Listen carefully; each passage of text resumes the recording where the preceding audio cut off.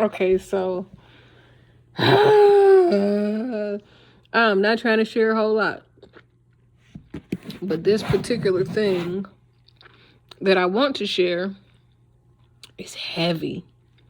Ooh, it's so heavy because I do this a lot. And if I feel like I should say something else after I get finished playing this part, then I will. Again, I'm only 7 minutes and 27 seconds into this goddamn thing, and I already had a whole lot of revelation for myself.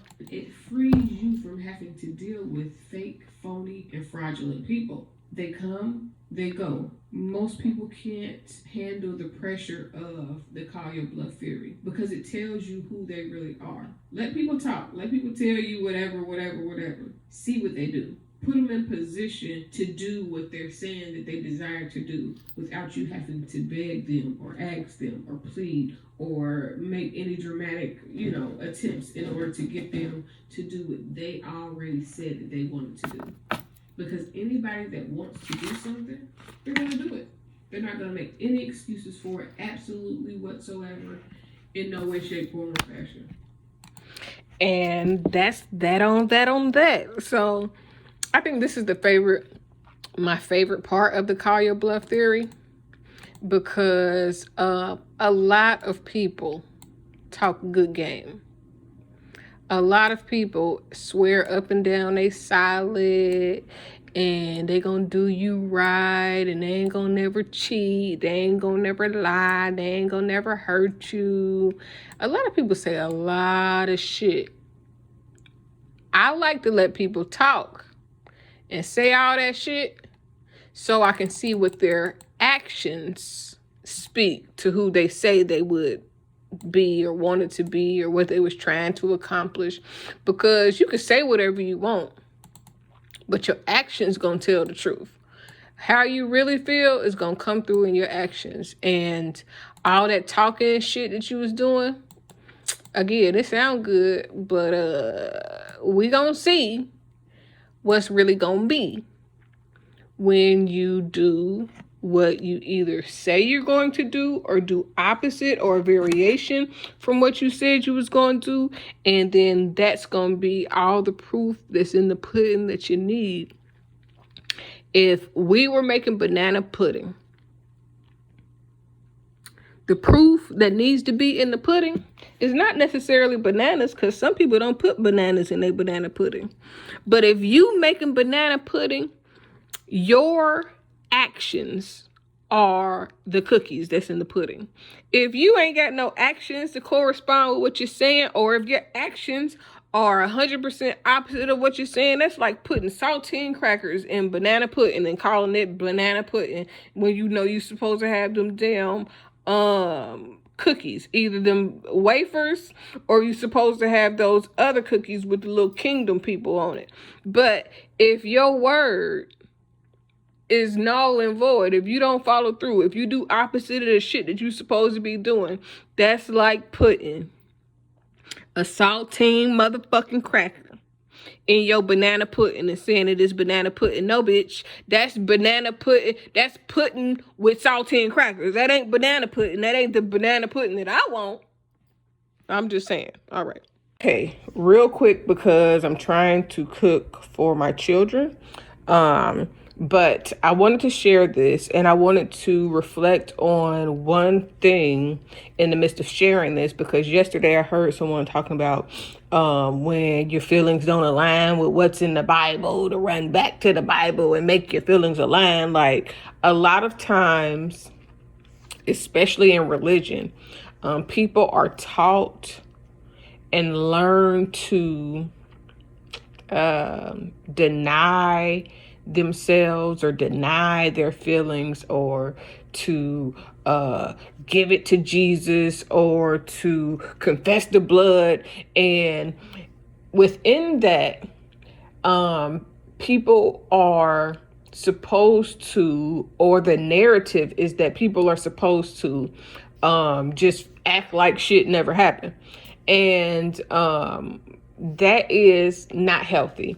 That is what I call a state of Christian denial, where people are literally acting like God or Jesus or the blood of Jesus is some type of magician or magical trick where if you just sprinkle a little bit of Jesus on it, your memory goes away, the feeling goes away, the situation or the experience goes away. And in Christian denial, people are running around with a smile on their face with deep hurt in their hearts. People are running around not processing, not feeling or dealing or healing from their emotions. And it's the most unhealthy thing that I've ever seen. It's the most unhealthy thing that I ever experienced at a point in time in my life even. So I really want to help people get out of Christian denial, get out of thinking that God and Jesus is a magic wand, or God uses Jesus as a magic wand to just act like nothing ever happened to you before, to just wash everything away, when that's not healthy. You need to understand why you feel certain things. You need to process those feelings, and then you need to find different ways to heal the things that you are dealing with. Because if you avoid, deny, or pronounce the blood of Jesus over something, but you don't actually say, okay, this is what's going on. This is how it makes me feel. This is why it makes me feel this way. And this is the appropriate way to heal from it, deal with it, and then incorporate what I've learned from it to move on into a better understanding of life, a better understanding of myself, a better understanding of how to progress and move forward in a way that is going to allow me to look at situations similar to this differently. Because just because you act like something never happened, or you throw the blood of Jesus on it, or you wave your magic wand, that does not stop your triggers from being present. It does not stop the cause and effect. It doesn't stop you bottling up all of those things. Even if you act like, you forgot about it. If something triggers it, it comes back. If something happens again, it comes back. So you are stifling your own growth in your Christian walk, or in your religious walk. You are stifling your growth with Jesus, with God in Jesus, or in God with Jesus, however you want to say it, because you are not appropriately asking God to show you how to heal what made you feel some way that made you uncomfortable. Even if you're thinking about happy times, it's not always bad things. What if you need to forget about something happy that was connected to a person that's bad for you, that you need to let them go? So you need to disassociate that feeling, and relating back to how this person made you feel when that person did more bad to you than good, or made you feel more bad than good, or was more inconsiderate than good, or was more unhealthy than good. You have to begin to navigate through your emotional navigation system, because emotions are a navigation system. It's a part of your senses, not your five senses. Your intuition is a part of your senses. Your emotions are a part of your senses, in addition to touch, smell, sight, hearing. And, there are other sensory things that God placed within you. Your emotions are from God. So while you denying your emotions, God gave you them to help you feel things for a reason. Now, how you feel things and why you feel things, that's a whole nother situation. And like I was stating on a written message that I was posting, we learn to address more negative emotions than we ever consider the positive emotions, or the positive outcomes, or things that make us feel good, things that make us feel content, things that make us that give us peace. things that help us to be whole, we're always considering the anger, the fear, the all the other stuff. But we have to consider more. We have to do more. We have to become and start to be more.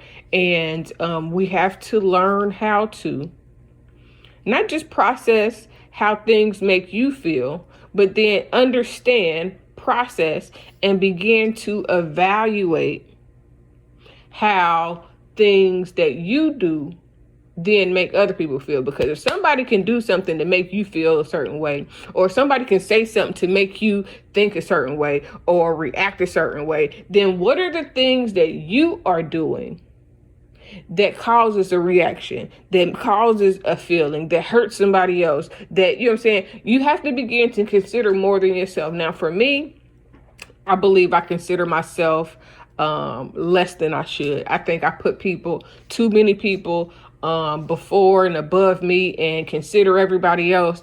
And I don't know that everybody is considering me. I can't see, feel, hear, sense, or reflect on moments where the people that I consider, the people that I value, the people that I care about are reciprocating any of those things to me.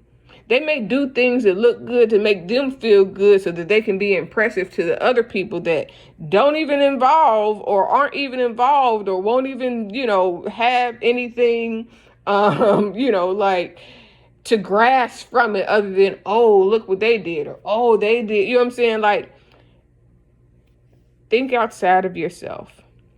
One person's obedience or disobedience affect more than just that person.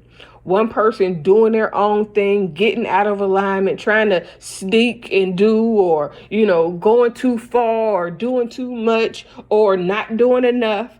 Because just as much as you could do the wrong thing, sometimes too much of the right thing can lead to wrong things, or it can lead to bad results. Sometimes you have to be like, okay, God, I'm content with where this is, and then leave it there. Stop trying to just here. I also wanted to share with you about how to help you deal with grief, deal with loss. A lot of people are transitioning to God, to be with God, to the gates of heaven. And there is a great need to understand how to deal with, heal from, process, and how to, what helps for me in the grieving process, what I tell a lot of people that grieve is that you have to begin to reflect on the good things, reflect on the lessons, reflect on how you want that person to be remembered, and then begin to act on those reflections. So if you helped me or showed me or did this, then my God-given job is to take those lessons, blessings, skills, and everything else that I learned from a person that I've lost, whether I lose them to death, whether I lose them to a transition in life that separates us, whether I lose them to whatever it is.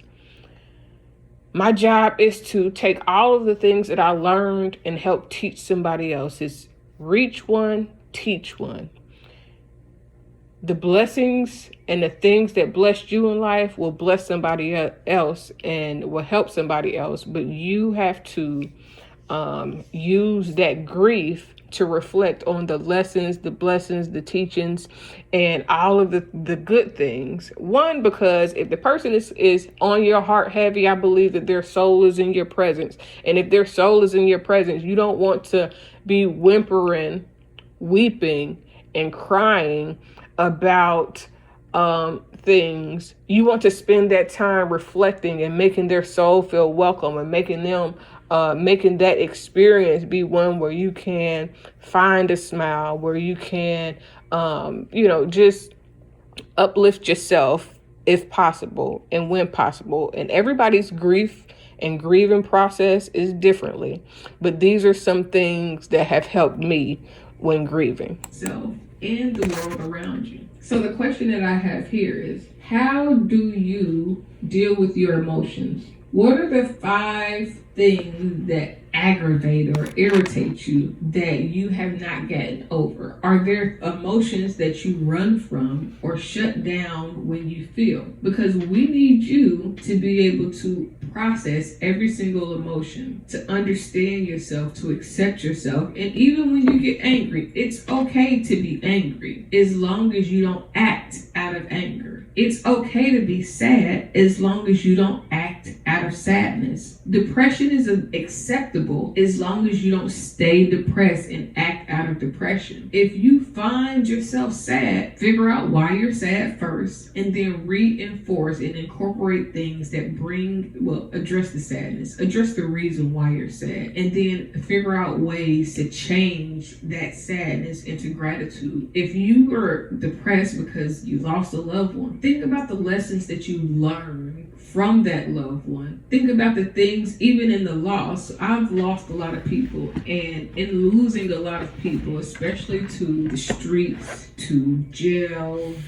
drugs, or what have you, losing people made me want to reflect on how could I help people more? How could I stop them from losing themselves and not being selfish and say, I lost them, but they lost themselves before I lost them in most cases. How can I help them to be better people? How can I help the people that are like the people that I lost so that they won't be lost the same way that those people were lost? It's about changing the narrative within yourself first, so that you can then begin to change the narrative of those around you. The things that you've gone through, the emotions that you feel, they're there to help you. And then once you've helped yourself with understanding yourself and loving yourself and embracing yourself, those things will help you to help others.